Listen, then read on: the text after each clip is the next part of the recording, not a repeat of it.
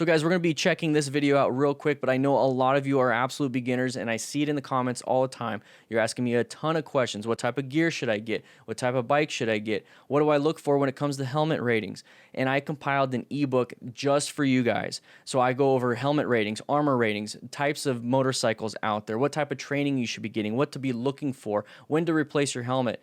These are all things that I cover in my ebook. I highly recommend you check it out if you're an absolute beginner. Right now it's on sale and it's absolutely free for patrons, even at a $2 patron. So check out Patreon and check out the ebook.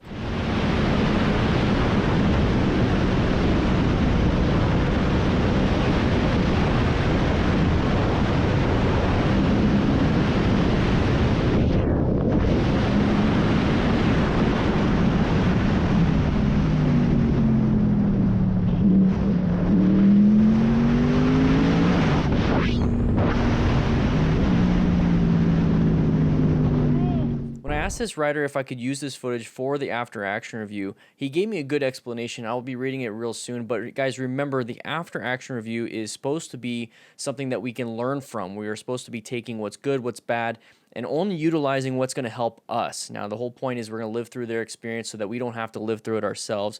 But I'm going to read really quick. Says, okay, so the rider of the ZX-10 and I were on the way home from a group ride and we were close to home.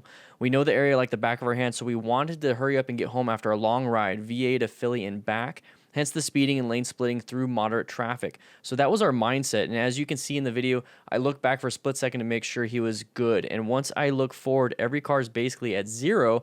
Due to an accident, I'm going 90. So immediately I grab as much brake as I can without losing control. Then I go to swerve to my right out of the way of what looks like to be a Lincoln. Now I'm splitting, going 70, grabbing brake again. And as I am approaching the accident, my rear wheel locks up. And I know if I keep grabbing brake, I'm either going to the low side or just run into one of the cars. So I let go of the brake and just use my evasive maneuvers. And as that's going on, I can see a piece of wrecked car sticking out. And since my friend was going down the shoulder, I guess that scared the Nissan, which made them swerve to the right, and that closed my escape path. So I stayed as close to the stationary wrecked car as I could, then moved to the left and that last second towards the Nissan to avoid the wreck, then swerve again away from the car. And all that decision making and evaluation of that situation happened in just 5 seconds. But what can I say is I stayed calm and not panicking is the only reason why I survived that. Thank you so much 44R1 for giving us that context. And here's the thing, guys, as firefighters, we would sit after a fire and each of us would have an input. We would always be asked, what is it that we saw? What is it that we did? That way we can get this bigger picture. So it's not just from me talking, it's from him talking. So thank you so much for allowing us to have that. With that said, though, we're going to go ahead and dissect some of this stuff. Okay, man? So right here, like you said, you were speeding, and this is going to be one of those things that you said your mindset was that you guys are tired, you wanted to get home. That should not be an excuse to ride crazy. It should be an excuse to be more careful because you're like, I'm tired. You should be aware that you're going to have some type of cognitive decline because you're tired. So if you have to take a break, and I understand maybe you just want to get home because there's some things that you had to get done the next day. It looks like the sun might be setting in this situation. So that can also play, though. Impatience, mentality of that is not going to help you out here. So for everyone else, guys, if you start getting tired, pull over, take a break. If you absolutely have to, take your time. Go 30 minutes at a time, take a 10-minute break. 30 minutes at a time, take a 10-minute break. So right here, what we notice is that we do have a lot of sun coming into our eyes. That is going to prevent a lot of drivers from seeing very well when it comes to looking in the rearview mirrors or side mirrors because they're looking forward and then they're going to have some type of blindness in their eyes. And when they look at those mirrors, it's going to be this really blurry spot. So also be aware of that. And then on top of that, your vision is going to be terrible too. As you can tell, you can't see very far, and I know that the GoPro is probably going to be overexposed. It's going to be whited out and everything, but that happens to our eyes too, okay?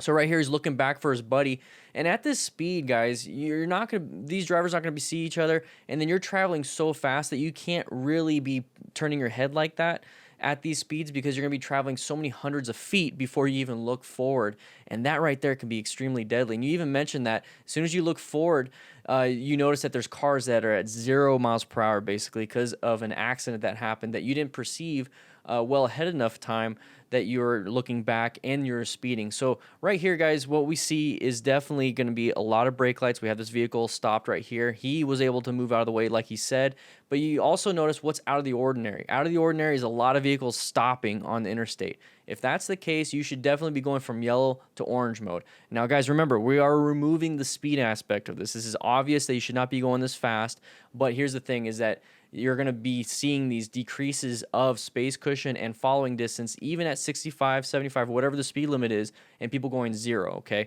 At the end of the day, 98 miles per hour, 100 miles per hour, all that stuff is just going to make that worse, okay?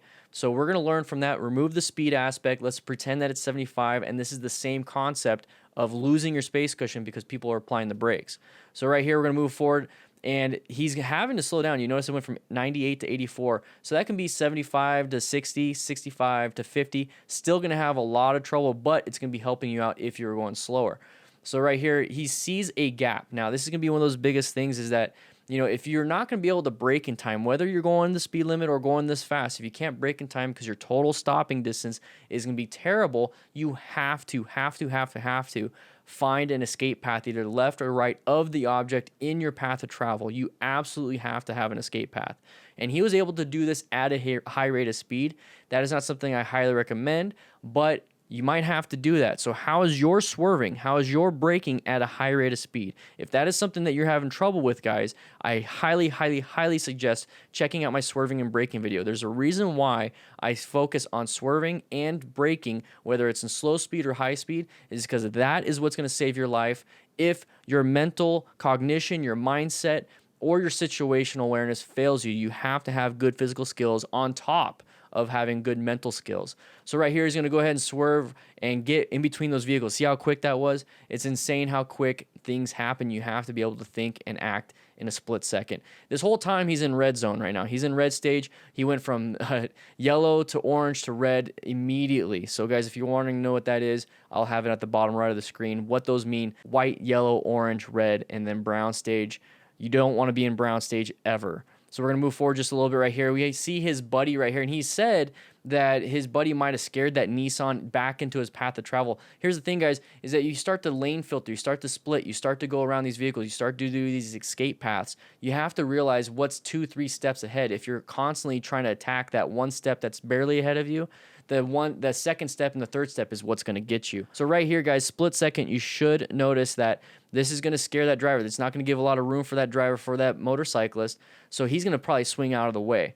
So right there, he swung out of the way as much as he possibly can, and that doesn't leave you very much in terms of another escape path. Luckily, all he has to really do is go straight and swerve a little bit to the left, and then he has to swerve back to the right. Here's the thing, guys. A swerve is not just going left or going right. You have to go left and then back into the right so you can go maintain a straight line. So left, right, okay? So you have to be able to do that. It's not a full turn. So he was able to swerve around, and it was able to make it. Now, if we scroll back just a little bit, I want to you guys to understand that if you fail with any of this, if you fail with your mental cognition, if you fail with your physical skills, if you just completely fail and go into brown mode and you crash, having gear is the only lifeline that you have. It is your only safety net, like a trapeze artist has. That's it. That's all you have. The pads after gymnastics, whatever you want to equate it to. You need to have gear. That is your last line of defense in severe injury or death.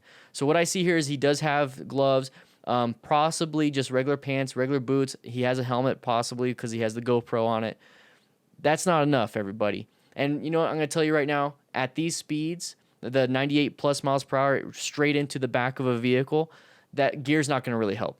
It really isn't. It might prevent you from dying, but you're going to have really bad long bone issues. You're going to have shearing of organs. You're going to have a bunch of issues when it comes to that, and then you're probably going to bleed out anyways. It's not the acceleration that kills you. It's the sudden deceleration, and there's so many G-forces that are involved when you're going 100 miles an hour. Same thing with 75 though, same thing with 65. So the thing is, you really need to be avoiding these objects, and it's only going to be there just in case. So guys, make sure you're not speeding through traffic. Make sure you're looking well ahead enough of time. And if you start to get tired, take breaks. 30-minute riding, 10-minute break. 30-minute riding, 10-minute break. 30-minute riding, 10-minute break. That's all you have to do. Do some push-ups, do some squats, get some blood flow going, get that brain moving, drink some water so you're hydrated, and then get back on the road if you absolutely have to. If you absolutely need to, just take a break. So if you want to learn more about these after action reviews and you want to be a part of the DDFM community, click that subscribe button. I really recommend you guys doing that because I put these videos out all the time, and you really need to be seeing these for the proper situational awareness training. With that said, I hope you guys ride safe, be safe, and I'll be seeing you around.